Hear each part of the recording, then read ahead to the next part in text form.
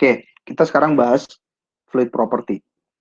Petroleum tuh ada banyak jenisnya, gitu ya. Ada seperti inilah, ada yang hydrocarbon, non hydrocarbon, saturated, unsaturated, aromatic, dan lain sebagainya. Teman-teman mungkin sudah bahas di kimia organik atau kimia analitik, gitu ya. Ada banyak sekali turunan-turunan petroleum ini, gitu ya. Dan kalau kita memperbesar gitu ya secara rantai kimianya, rantai karbonnya, yang paling sederhana pasti metana. Gas metana CH4, satu atom karbon, 4 atom nitrogen. Etana, propan, butan, dan seterusnya gitu ya. Ada banyak sekali mixture campuran di dalam oil dan di dalam gas. Ada juga yang cyclic alifatik seperti ini. Jadi dia cincin gitu ya, cincin alifatik. Ada juga yang cincin aromatik seperti itu. Oke, dan produk yang kita dapatkan gitu ya, produk yang berguna itu juga bisa dibagi menjadi beberapa gitu ya. Biasanya setelah kita punya crude oil gitu ya, dan atau kita punya natural gas, itu kita proses. Misalnya untuk crude oil kita proses dengan proses yang namanya distilasi. Jadi dipanaskan crude oil itu kemudian dipisahkan, diseparasi berdasarkan titik didihnya. Yang paling ringan gitu ya. Ini yang nanti akan kita ambil jadi LPG gitu. C1 sampai C4 gitu ya. Metana sampai butana gitu ya. Kemudian juga kita bisa ambil petrol C5 C8, nafta gitu ya, minyak berat C8 dan seterusnya. Kemudian yang paling bawah artinya paling tinggi titik didihnya. Gitu ya, paling susah mendidih lah istilahnya itu adalah bitumen gitu ya.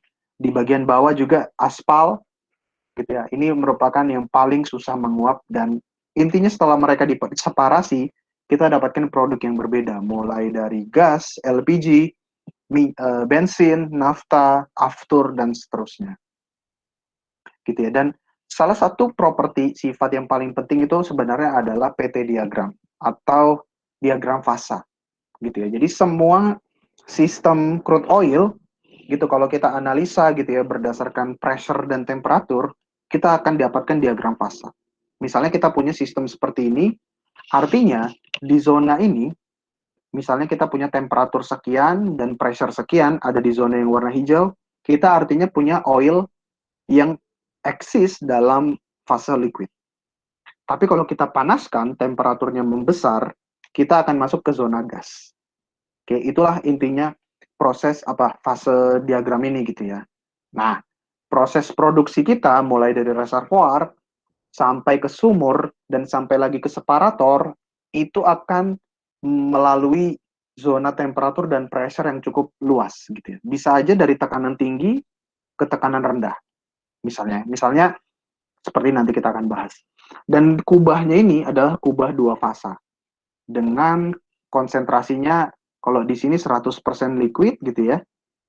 Kemudian garis yang berikutnya 90% liquid, 10% gas dan seterusnya. Di yang paling kanan ini 20% liquid, 80% gas dan yang di ujung di sini 100% gas. Nah, ini representasi yang lain gitu ya. Seperti itu. Jadi bisa aja nih kita awalnya di zona ini, tapi kita turun pressure-nya gitu ya. Ini pressure yang sumbu vertikal. Awalnya nih pada tekanan sekian, awalnya tekanan 4000 misalnya, kita fasenya gas. Turun, karena tekanannya turun ya, tekanan reservoirnya turun, atau menuju tekanan sumur, kita turun nih. Artinya kita masuk ke dalam kubah. Ketika kita masuk ke dalam kubah, udah bukan 100% gas lagi, tapi sudah banyak liquid-liquidnya. Misalnya ada terbentuk kondensat dan lain sebagainya. Gitu ya. Sama juga kalau kita punya reservoirnya oil gitu ya, liquid semuanya. Di temperatur sekian gitu ya, temperatur misalnya 200 Fahrenheit, 200 Fahrenheit, pressure-nya 4000 psi, awalnya saya punya liquid semua. Tapi ketika saya turunkan pressure-nya gitu ya, misalnya reservoir pressure-nya turun atau tekanan dasar sumurnya bottom hole pressure-nya ternyata 1000 saja, 1000 psi, maka saya turun dari 4000 ke 1000.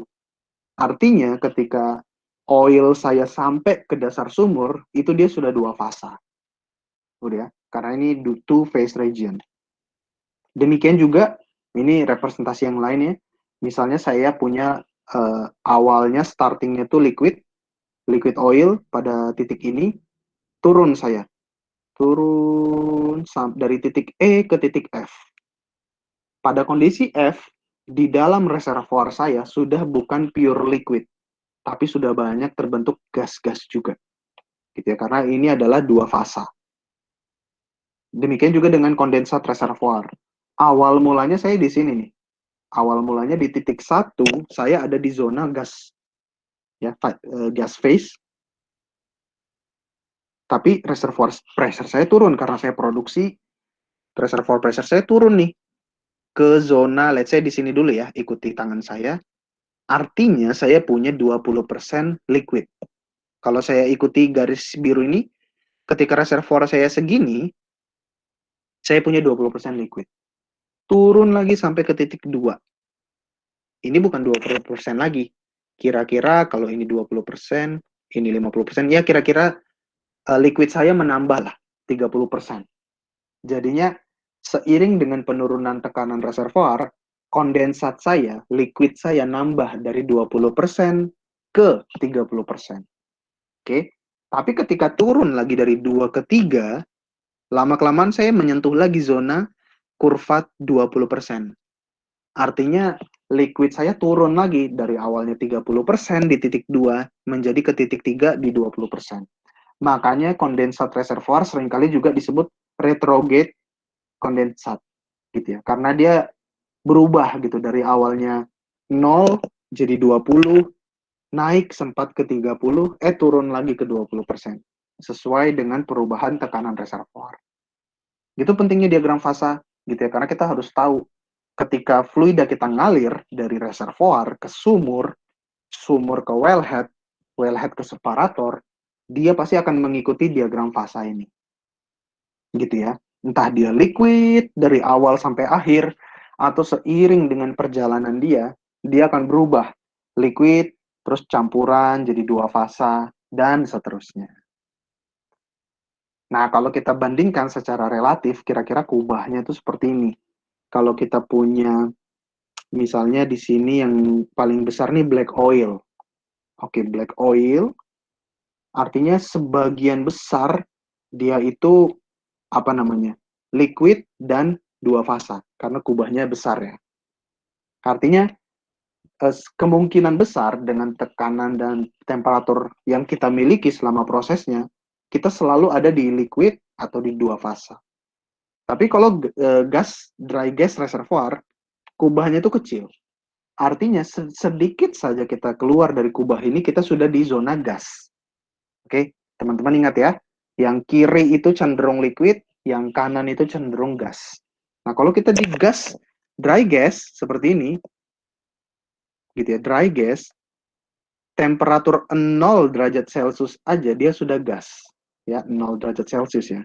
Dia sudah gas. Apalagi temperaturnya tinggi, dia lebih gas lagi. Tidak ada liquid di reservoir tersebut. Gitu ya. Tapi kalau kita punya gas basah atau wet gas gitu ya. Pada temperatur 100 derajat Celcius dia gas. Tapi ketika temperaturnya turun, misalnya reservoirnya mendingin ya, 100 jadi sekian lah 50%, 50 Celcius, nggak mungkin sih sebenarnya reservoir jadi 50 derajat Celcius, tapi andai-andai lah 50 derajat Celcius barulah dia mengalami kondensasi dan dia jadi dua fasa. Biasanya ini terjadi di sumur lah gitu ya, sumurnya jadi 50 derajat Celcius tapi di reservoir 100 gitu. Seperti itu kira-kira ya pentingnya kubah ini. Jadi kadang-kadang kita nggak boleh kaget. Oh kok reservoir saya tiba-tiba jadi, sumur saya kok tiba-tiba ngalirnya gas semua gitu. Awalnya kan dia reservoirnya liquid gitu. Bisa jadi karena diagram fasanya juga udah beda dari yang kita prediksi. Gitu ya. Oh misalnya kok ini saya punya reservoir saya gas nih, saya tahu dia gas reservoir gitu. Saya tahunya dia gas reservoir, tapi kok lama-kelamaan banyak terbentuk liquid ya, mirip oil. Oh bisa jadi itu kondensat. Itu bukan oil, tapi itu kondensat dan dia mirip dengan oil gitu ya. Seperti itu. Jadi itulah pentingnya diagram fasa. Nah, kalau tadi most important properties untuk mengalir bagi rock property itu adalah permeability, porosity, dan saturasi. Tadi di slide sebelumnya saya sampaikan, kalau fluid property yang paling penting untuk aliran itu keep in mind teman-teman viscosity dan formation volume factor. Oke, viscosity ini apa namanya ya? Kesulitan mengalir, hambatan dia mengalir itulah namanya viscosity. Semakin tinggi viscosity, semakin tinggi viscosity, semakin susah mengalir. Misalnya yang ini, yang kira-kira madu lah ya, madu atau minyak yang lebih berat, viscosity-nya besar, dia lebih susah mengalir. Tapi yang kiri, viscosity-nya lebih kecil, lebih mudah dia mengalir. Itu esensinya dari viscosity. Kalau formation volume factor, itu merepresentasikan berapa banyak, berapa perubahan uh, volume dari oil kita. Oke, misalnya pada tekanan tinggi, tekanan reservoir, saya punya volumenya seperti ini.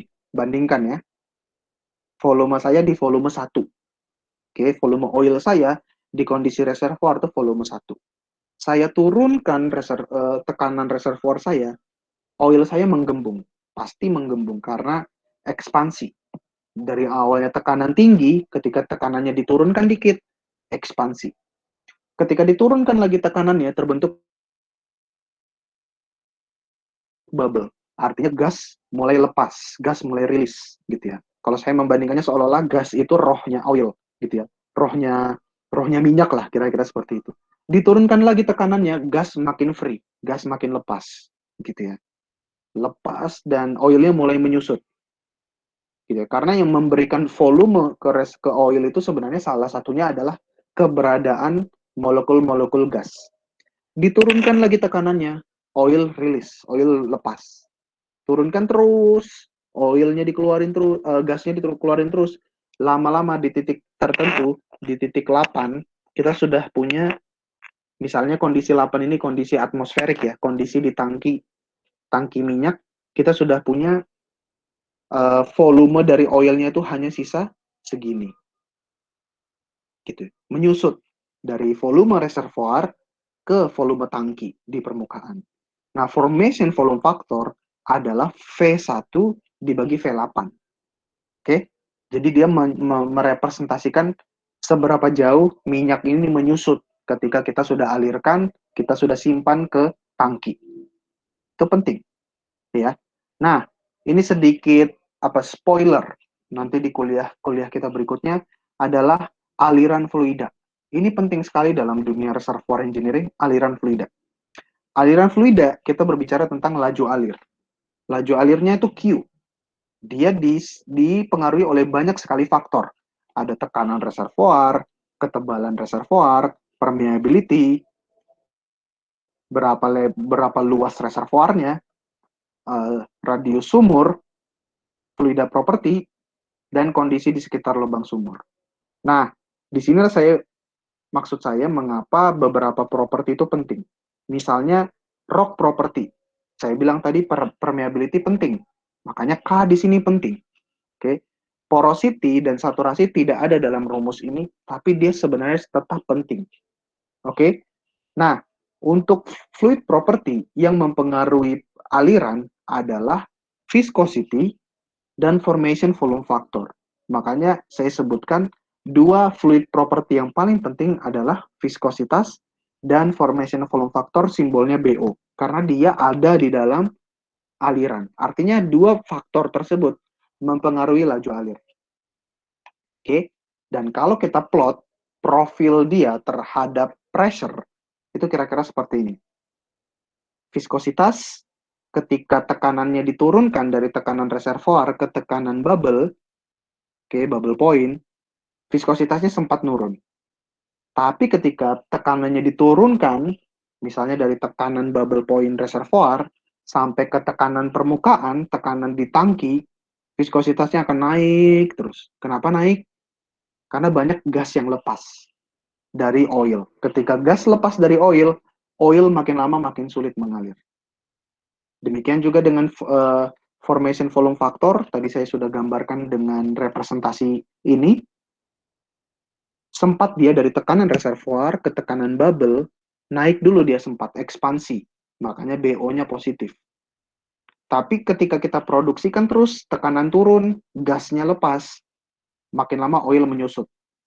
Seperti itu. Kalau yang paling atas ini relative permeability, ini belum kita bahas di kuliah ini gitu ya. Tapi untuk kuliah ini, BO dan viscosity itu yang menentukan fluid property. Fluid property ini ada banyak. Dan kita akan bahas dari gas sampai ke water. Semoga bisa kita cover semuanya. Nah, gas itu selalu diawali dengan kinetic theory of gas. Kinetic theory of gas itu sudah kita pelajari dari SMA sebenarnya. Intinya kita akan dapat persamaan PV NRT, persamaan ideal gas. Oke, it's very basic ya. Sebuah korelasi equation of state, persamaan keadaan untuk ideal gas.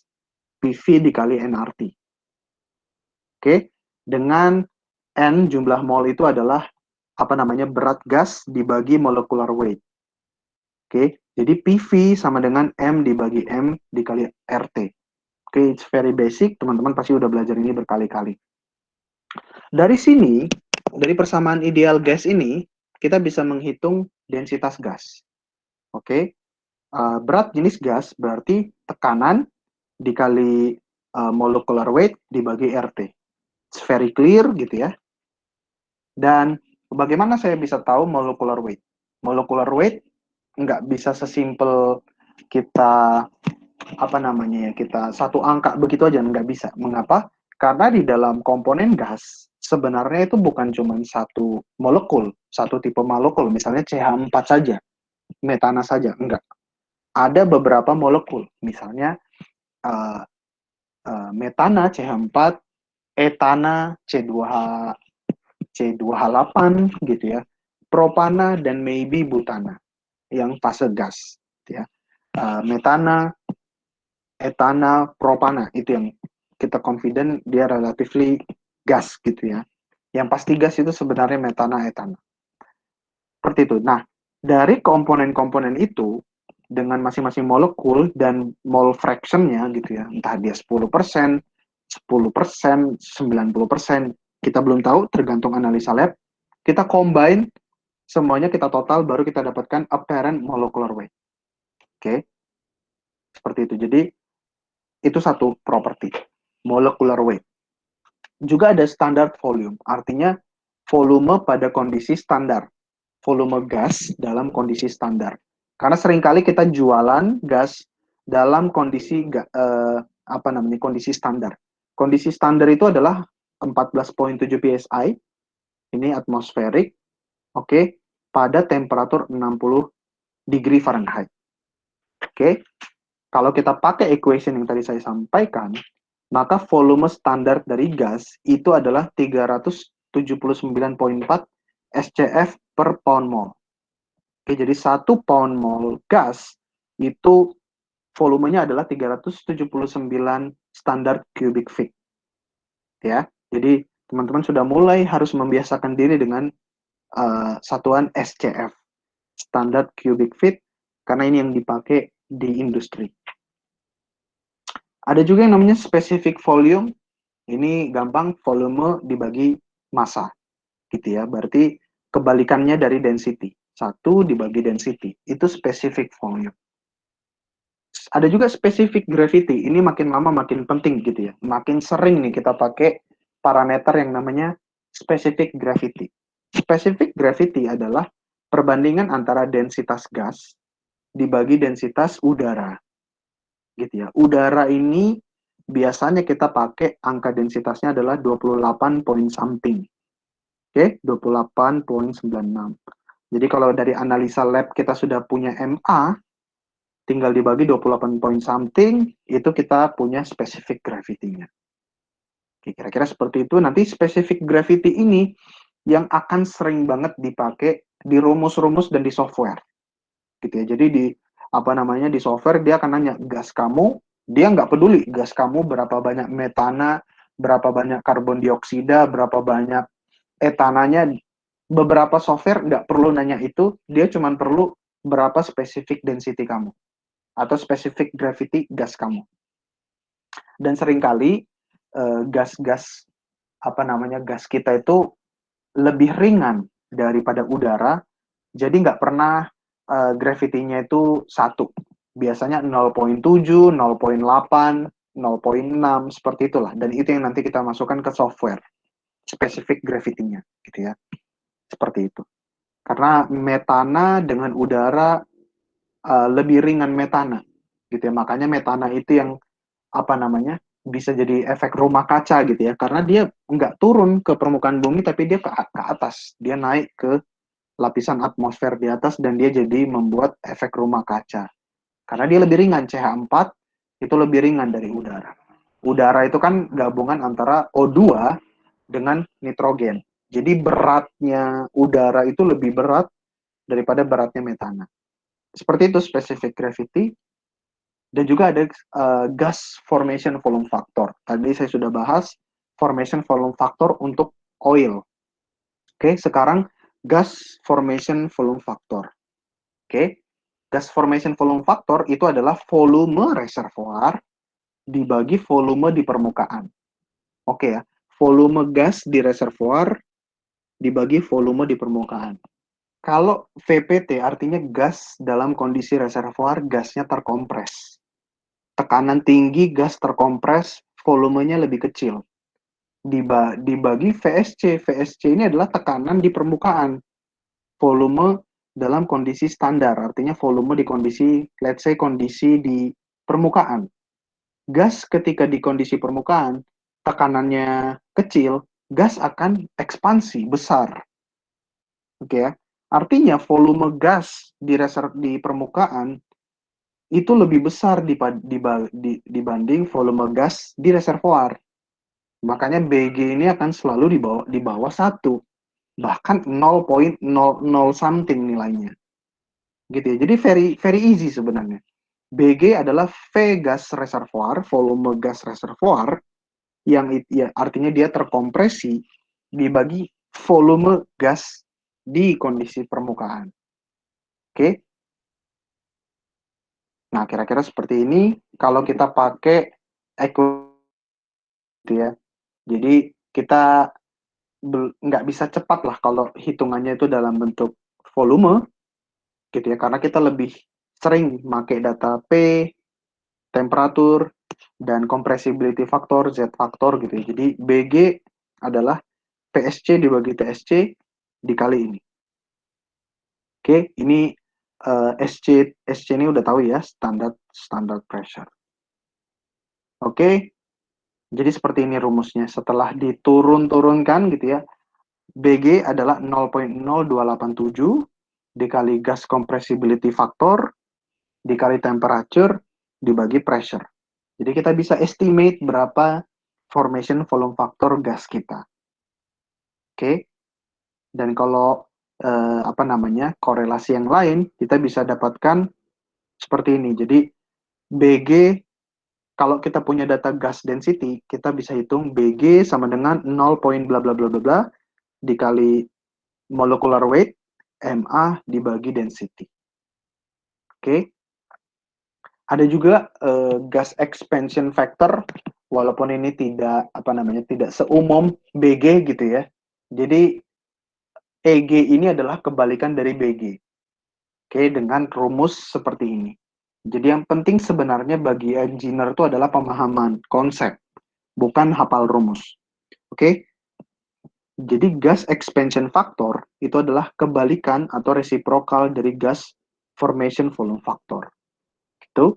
Kalau kita punya data tekanan, kita punya data Z dari analisa lab, kita punya data temperatur dari pengukuran gitu ya, kita bisa menghitung EG-nya.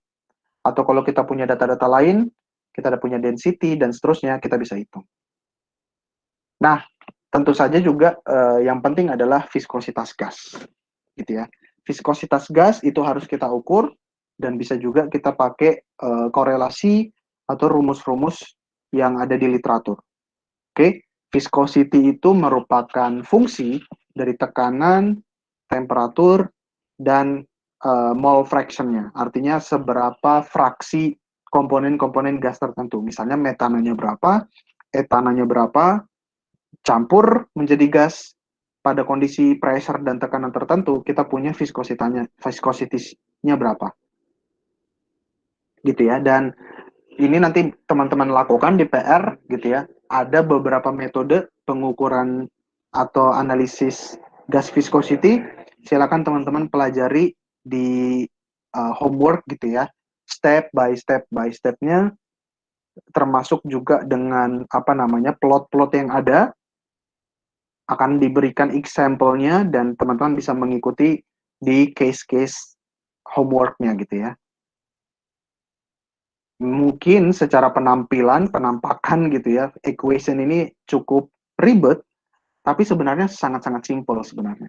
Yang kelihatan dari jauh ya angka-angka ini menakutkan gitu ya, tapi sebenarnya ini cuma angka dan kita tinggal butuh data spesifik gravity dari gas. Kalau kita sudah punya datanya ini, entah dari analisa lab gitu ya, kita sudah bisa mengukur semuanya ini, berapa viskositasnya. Oke, you will do it in your homework. Ada juga metode lain, kalau tadi ini metode yang dilakukan standing, oke, ini dilakukan Carl Kobayashi Burrow, oke, dan ini sekarang yang dilakukan oleh Lee Gonzalez Eakin.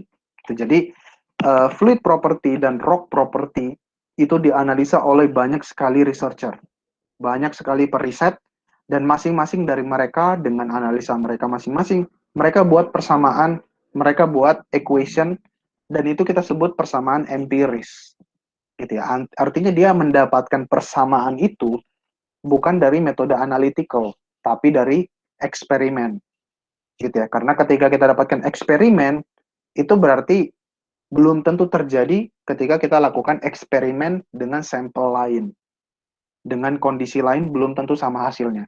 Makanya kita perlu tahu nih, persamaan kita ini adalah persamaan empirical, gitu ya. Dengan di sini researchernya bilang standar deviasi 2,7, maksimum deviation 9%.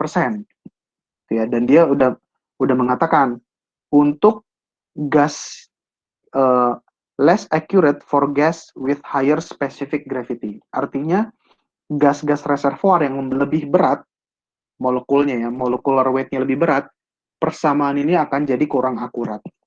Dan persamaan ini nggak bisa digunakan pada gas yang asam. Sour gas itu nggak bisa, yang banyak H2S-nya, persamaan ini nggak bisa dipakai. Oke, jadi nggak perlu kita hafal banget ini si persamaan ini. Cukup kita punya persamaan ini di software, di buku. Ketika kita butuh menghitung, baru kita keluarkan. Nanti ketika teman-teman kuis atau UTS, UAS, tentu saja saya nggak akan minta teman-teman untuk menghafal gini ya. Pasti kita punya cheat sheet, silakan tulis semua rumusnya gitu ya. Dan ketika nanti ada pertanyaan, silakan teman-teman pakai. Saya mau asumsi perhitungan Lee Gonzalez Eakin untuk menghitung mu gas saya. Tadi itu gas, sekarang oil. Nah, kalau oil ini ada banyak properti yang harus kita analisa.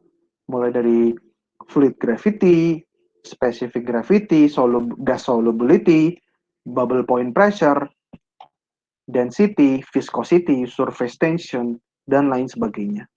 Ya, ekspektasi atau asumsi saya teman-teman sudah belajar ini di mata kuliah sebelumnya ya, di analisa fluida. Nah, kita bahas satu-satu, sama sebenarnya. Jadi kuliah fluid property ini berbicara tentang banyak sekali equation yang nggak perlu kita hafal, yang penting kita tahu rumus tersebut, kita tahu cara menggunakannya, dan kita tahu konsepnya. Oke, kalau crude oil gravity, sama seperti specific gas gravity tadi, adalah perbandingan dari density oil dibagi density water. Oke, density oil dibagi 62,4, itu density-nya air.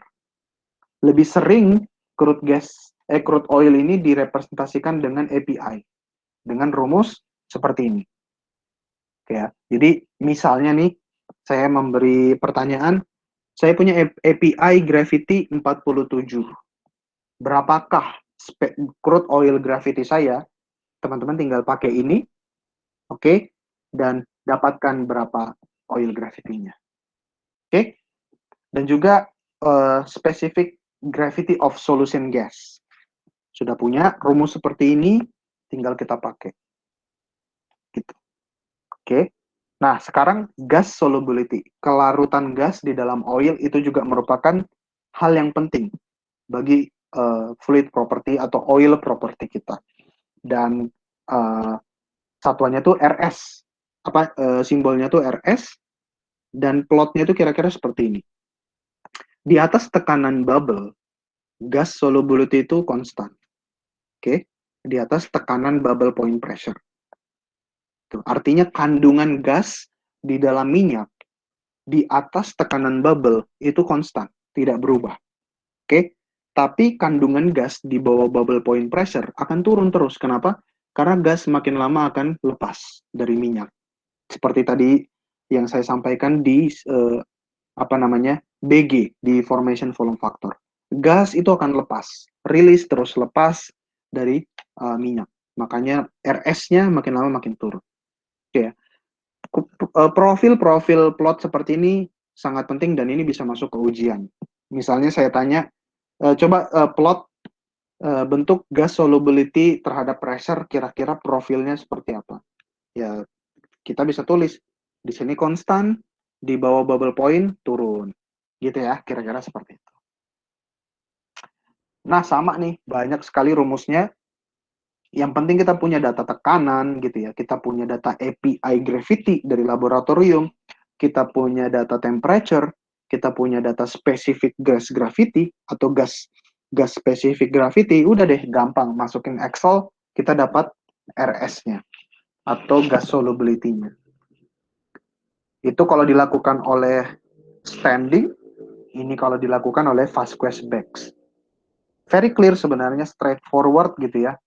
Tinggal, API saya 30, di bawah 30, berarti saya pakai koefisien seperti ini. Gitu ya. Kalau API saya di atas 30, saya pakai rumus yang sama, tapi C1, C2, C3 saya pakai yang ini. Gitu. Seperti itu ya. Dan akan ada sedikit-sedikit koreksi gitu ya, untuk mengkoreksi si YGS ini gitu. YGS ini dihitung dengan rumus seperti ini. Gitu ya. Jadi kita bisa dapatkan YGS gas gravity at reference separator gas gitu ya. Jadi gas gravity ketika kondisi tekanan separator. Nah, separatornya ini separator lapangan ketika sampel pertama kali diambil gitu, atau separator di laboratorium. Jadi akan ada analisnya, dia akan memisahkan gas dari oil, dan gasnya itu akan dia ukur berapa spesifik gravity-nya, gitu ya. Itu jadi angka spesifik gravity yang YGS, gitu ya. Kita punya API, kita punya temperature separator, kita punya tekanan separator, udah deh kita tinggal pakai rumus ini. Gitu ya. Dan ini penjelasan dari si penelitinya gitu ya, dari Vasquez-Bax. Dia melakukan analisa ini dengan separator two stage. Artinya minyaknya ketika dia ambrium, minyaknya itu dia separasi dengan 2 kali step gitu ya. Step yang pertama itu pada tekanan 100 psi, dia ambil gasnya gitu ya. Dan second stage itu adalah pada kondisi tangki, kondisi atmosfer gitu, dia pisahkan lagi gasnya gitu ya. Dan gasnya itu yang akan dia ukur spesifik gravity-nya. Nah, bisa aja tuh ada peneliti lain yang coba mengkomentari hasil kerja peneliti yang lain. Misalnya seperti ini, independent evaluation of the above correlation yang dilakukan oleh Sutton dan Farashad di tahun 94 menunjukkan bahwa korelasinya Vasquez-Bax itu mampu memprediksi gas solubility dengan error 12,7%. Jadi masih ada errornya 12% dari si rumus dia itu gitu ya. Jadi rumus dia ini masih bisa mendekati analisa nyata dengan laboratorium, tapi dengan error 12%. gitu ya. Artinya udah cukup bagus lah error 12%. Ya ada yang bilang error 12% itu kebesaran, terlalu tinggi, ada yang bisa oke gitu ya. Tapi artinya dia udah menyelamatkan nih. Kita nggak perlu nih mengukur gas solubility di laboratorium misalnya karena terlalu mahal misalnya gitu ya. Kita nggak mau mengeluarkan cost terlalu besar untuk analisa gas solubility, kita bisa estimate dengan persamaan ini. Oke, nah ini ada rumus-rumus lain yang dilakukan oleh Glasso. Ini sama semuanya atau yang dilakukan oleh Marhun, mirip-mirip gitu ya. Kalau Marhun melakukan eksperimentalnya gitu ya dengan 160 sampel ya. The correlation originates from 160 experimental saturation pressure data. Artinya dia melakukan analisa 160 kali eksperimen gitu ya dengan kondisi yang dia punya. Baru dari semua eksperimen yang dia lakukan, dia cari persamaannya dan dia dapat rumus seperti ini. Gitu kira-kira yang dilakukan oleh para analis. Bagi kita engineer, kita cukup tahu rumus ini dan rumus ini biasanya ya sudah ada di dalam banyak software kita. Misalnya PipeSim gitu ya. Ini bukan promosi sekali lagi. PipeSim, Wellflow atau di Welltest software gitu. Semuanya itu biasanya sudah ada persamaan-persamaan ini. Nanti kita ditanya nih, kamu mau pakai gas solubility-mu pakai equation yang mana? Apakah Marhun, Glasso, Vasquez? Itu terserah kita gitu ya. Mana yang paling cocok dengan kondisi minyaknya kita. Misalnya Glasso.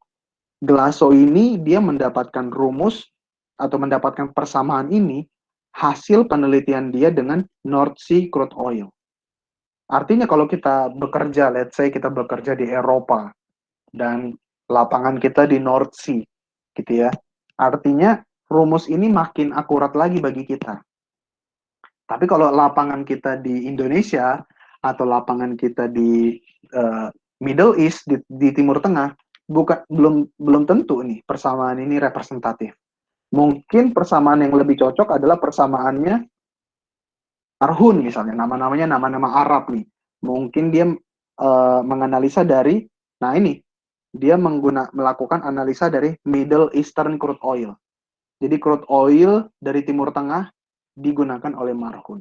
Jadi misalnya kita kerja di Saudi Aramco, bisa jadi orang-orang Saudi Aramco make rumus ini, bisa jadi. Saya kira seperti itu. Mana persamaan yang lebih cocok. Gitu. Jadi kira-kira seperti itu. Nextnya sama saja gitu ya. Persamaan-persamaan berikutnya gas solubility, bubble point pressure, gitu ya. Formation volume factor sudah saya jelaskan tadi gitu ya. Viskositas sudah saya jelaskan tadi. Semuanya itu teman-teman bisa diestimasi persamaannya dengan persamaan-persamaan empiris yang sudah bisa kita baca di berbagai macam literatur. Oke, jadi ini nanti akan saya share bahan-bahannya, tapi sense-nya yang penting teman-teman sudah dapat, gitu ya, bahwa kita bisa melakukan analisa laboratorium untuk mengukur masing-masing properti, masing-masing parameter, tapi kita juga bisa melakukan estimate dengan equation-equation yang ada.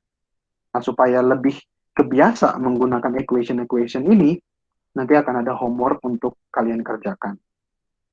Demikian juga dengan water ya, properties of reservoir water, water formation volume factor bisa dianalisis dengan equation ini, viskositasnya juga bisa, dan seterusnya, gas solubility in water dan juga compressibility in water. Jadi kira-kira seperti itu rock property dan fluid property.